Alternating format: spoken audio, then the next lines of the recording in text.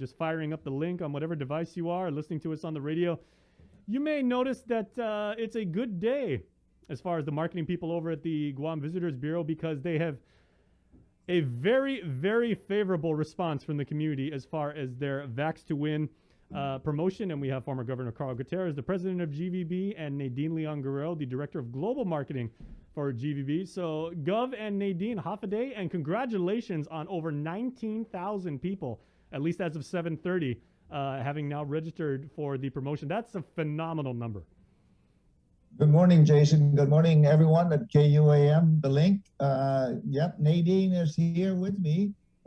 She is why GVB is doing such a good job, because of professionals like her.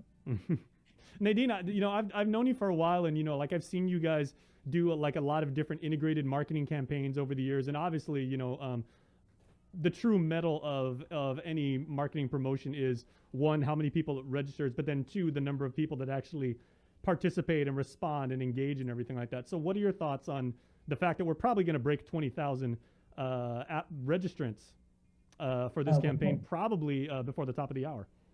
Yeah, I would say that. I was about to say we should break that by 9 a.m. Mm-hmm. I think everybody really on the island has been doing a great job and doing their part. We just need to push a little bit more. There's still some people out there that need convincing, and I think working together, we can reach the 80% goal that we're trying to reach for liberation. Yeah, as I understand it from some of my friends at Adelup, it wasn't necessarily the whole concept of doing like an incentive-based promotion to try and get that last 10%, which the Physicians Advisory Group has told us is going to be the very, very challenging 10%, because they're the ones who maybe like a little scared or for whatever reason hesitant about getting vaccinated. You weren't exactly following the model that like a lot of state governments are doing, where they're giving away, like we've been saying a lot of times, West Virginia's giving away rifles and trucks or things like that. But this was something that you guys came up completely independently on your own, right? Yeah, so Gov had an idea, and Gov and Guerrero working together wanted to really, I guess I want to say, reward the island for doing its part, and just being able to pull all of this together. It's at such a time when the island needed some positive news. We're just trying to move forward with it. Mm-hmm. No, I was messaging Crystal, and I remember Gov, right after you were involved in the press conference, obviously on Friday afternoon, and you guys went on about 2:15. By 3:30, they already said 500 people had registered themselves. By 5 p.m., there were about 2,000. The next morning, there were 12,000, and now we're well over 19,000. And you've been involved, Gov, in like getting the word out, getting people in your way of thinking, in all the various times you've run for public office. So what are your thoughts on maybe some of the community's reaction to this? Well, I think what will work, a lot is the peer pressure.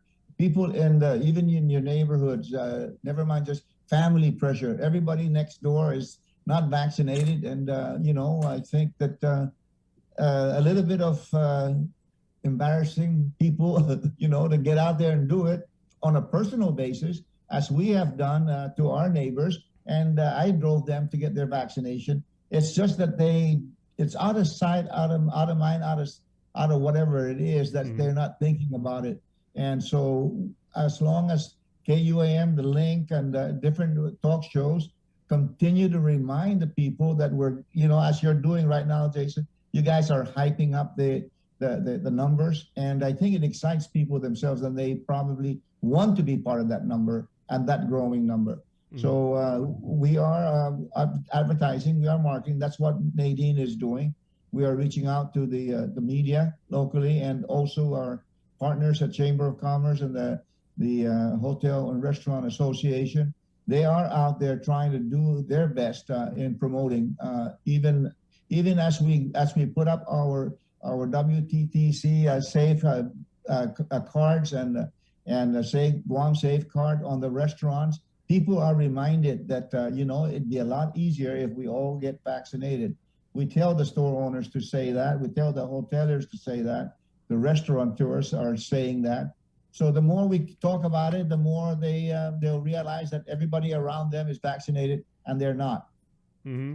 I actually think there's a whole lot of merit to basically using reverse psychology and saying like, hey, if you're not in, you're out. You know, you're not part of the cool crowd and everything like that. You know, that definitely has a tendency to get people swayed too. And Gov, I would dare say there are a lot of parallels that you can maybe draw between managing, you know, a integrated marketing campaign like this and doing what you've been a master at for for decades in running for public office. So what are some of the things that you can bring with your own experience and saying that okay, I know there's going to be a tremendous amount of people who are going to in your case, they're going to vote for me or they're going to get vaccinated just because they believe it's the right thing to do. But now that last 10% of the community who's standoffish and everything like that, what advice can you give to your colleagues at GVB about how to properly convince those people and get them to change their way of thinking? Well, I opened up my part during the press conference last Friday that this is the 77th year of our liberation from a lockdown that happened December 8, 1941, and that we did not, survive this thing by just going individually on their own. That the community stuck together, and that's how we got out of it. And as I was saying, that it's all for one and one for all kind of thinking, that you can't think that you're outside of the community. So when you tell them that way, this is the second lockdown that we've had. It's a year and a half. World War II was 2.5 years. And we've been long at it, and people are tired of being locked down, although maybe not as bad as in 1941 to 1944, but it's the same parallel. We have been locked down, and now for us to get out of this lockdown, let's all rise up together, and let's celebrate July 21st, 1941's or 1944's liberation, the 77th year, and compare it with what we're going to go through now. That's why I was so happy that the governor made some monies available, assigned GVB the fireworks part and the drones. This is going to be like everybody wants to look forward to it. Look forward to the first Liberation Day in 1944 that the people walked out of the caves and the jungles and into the community and looked at each other and said, we did it together, because we are all in this together. Mm. Very appropriately put. Nadine, I'd like to ask you now, like much work lay ahead for your side of the house over at GVB. So, for the next 6 weeks leading into the July 21st celebration of Liberation Day, what are you looking at in terms of the pacing and, more marketing campaigns, and then doing what GVB normally does is, working with international partners and, doing, trying to encourage visitors from other parts of the region, if not the world? Sure. Let's talk about the first, or I should say the next 6 weeks.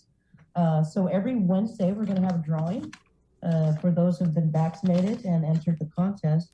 We have great support from like THR, Adage Trust, Micronesia Mall, Baba Corp, Nico Hotel, Subaki, Hilton, GNC. All these companies have come out to support having people get vaccinated, right? And in particular, we have some individuals that have donated cash prizes. So Tom Tahaji has given us cash prizes to give away, and I mentioned Adage Trust. Adage Trust has given us $5,000 as a prize. So, and Nadine, it's interesting because we also worked with you on the downloadathon. I want to say that was about what, maybe 10 months ago. It was, yeah, that was about 10 months ago. And you guys didn't plan at GVB, like, the outpouring of support. And, while we were doing like the live stream, all of a sudden people were messaging us left and right. And they were saying, I want to donate.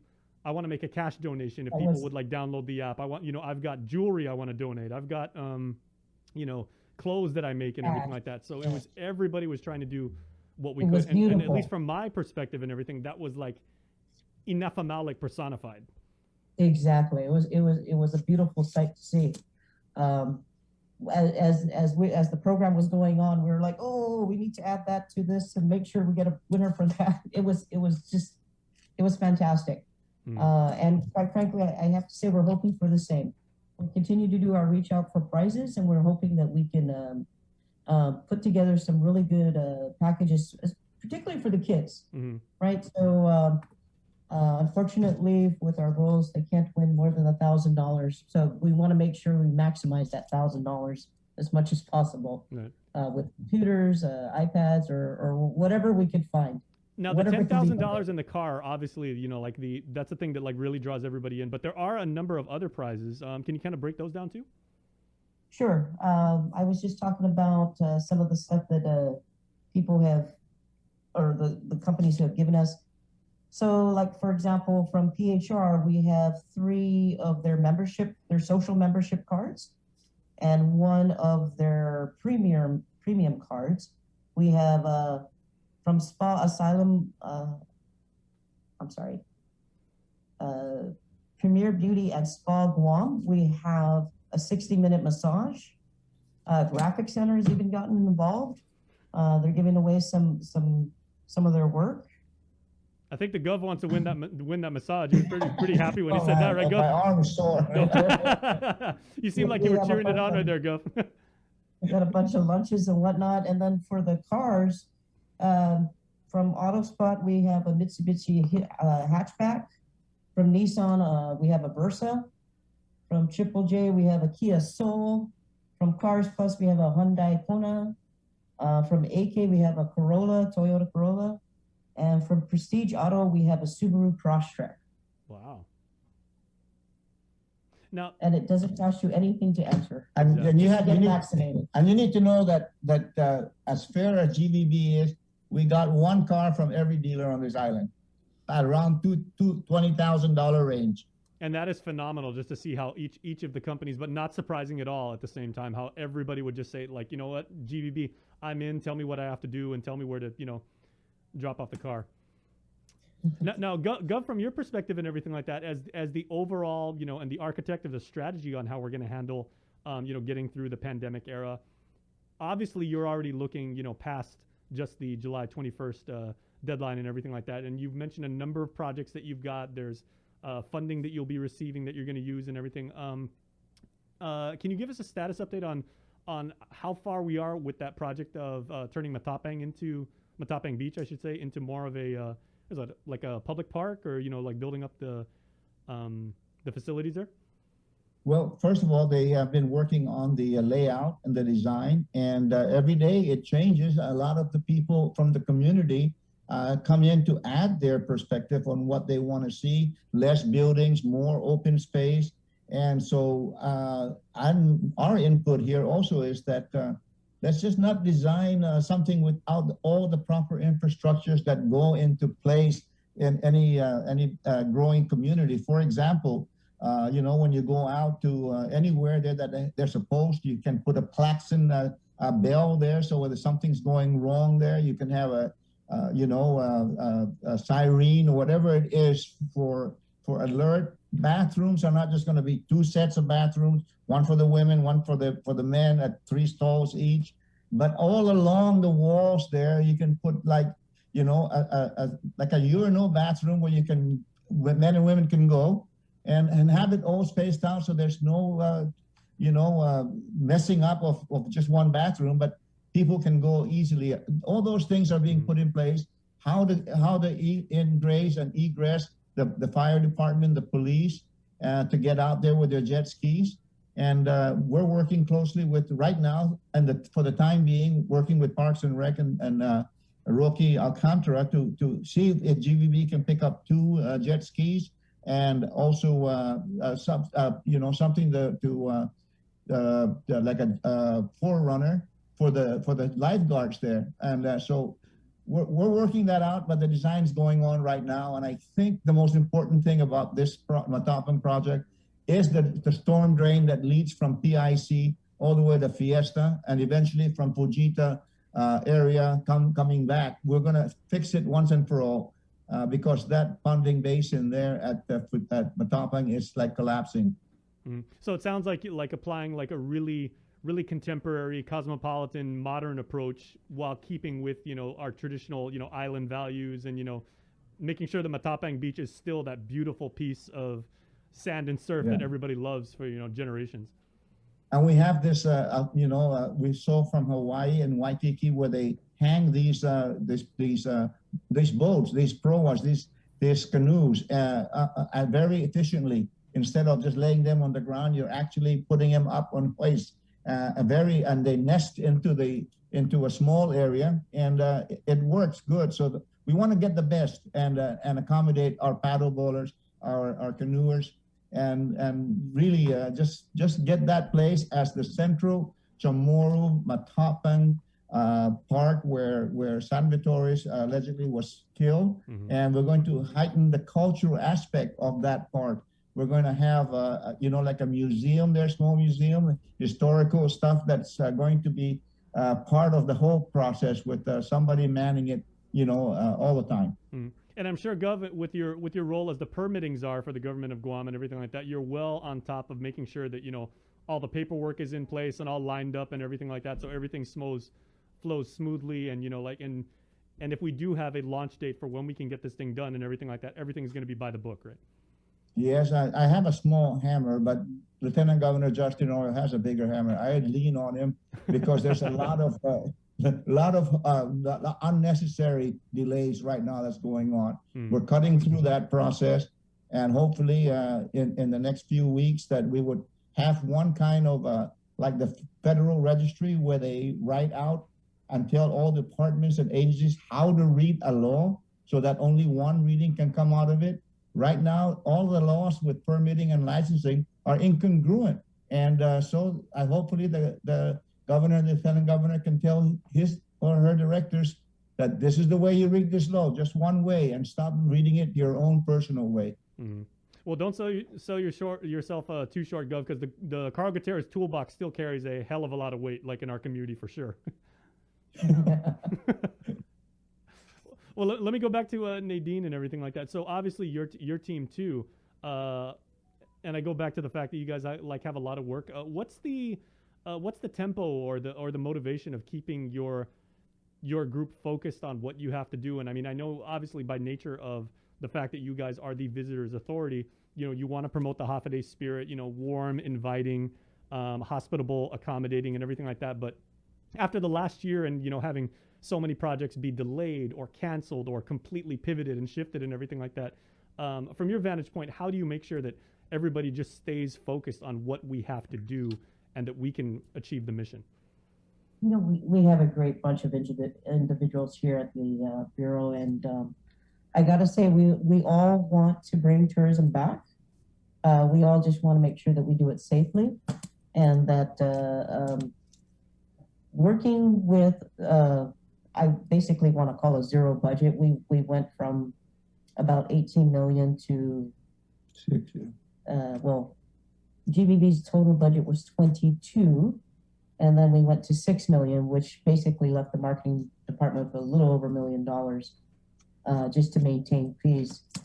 So working on a zero budget is always challenging, essentially trying to maintain our presence in the different countries and create that desire to want to come to Guam when the time is right. It is been extremely challenging without the funds to back it up.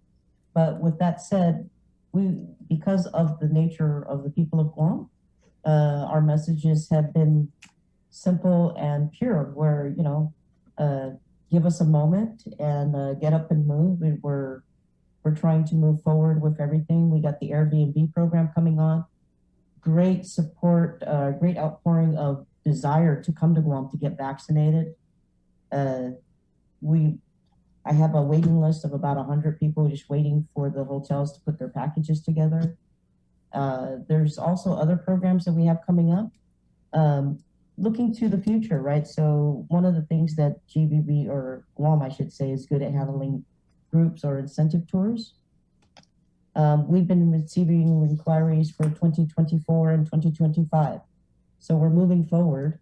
It's not going to happen right away. It's going to happen slowly, but our tourism will come back. Mm-hmm. Well, one of the reasons why GVB... Oops, I'm sorry. Let me add that Nadine and our marketing group are, there's different managers for the different source country like Taiwan, the Philippines, South Korea, and Japan. But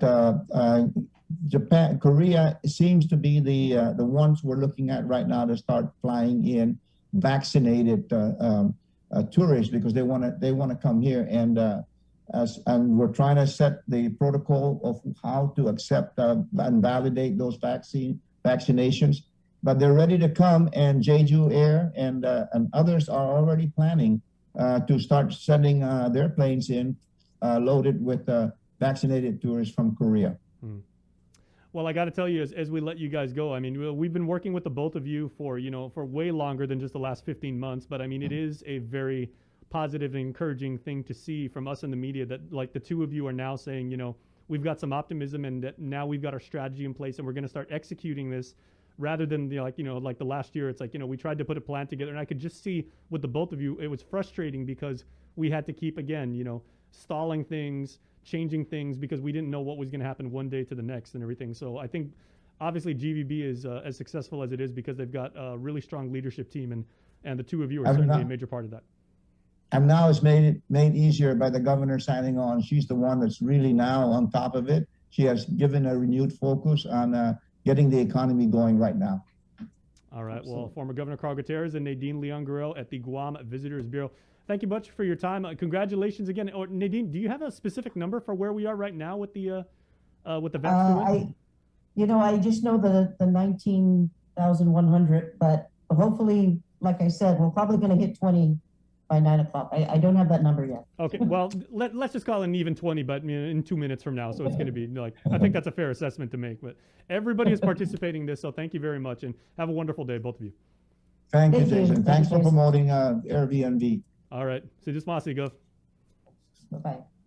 All right, and we are going to take a break, but when we come back, everybody, members from the 33rd Guam Youth Congress, we're going to hear from young leaders of our community when we come back right here on The Link. After a year with so many games and events delayed or unplayed, the world is ready for anything and everything in the world of sports.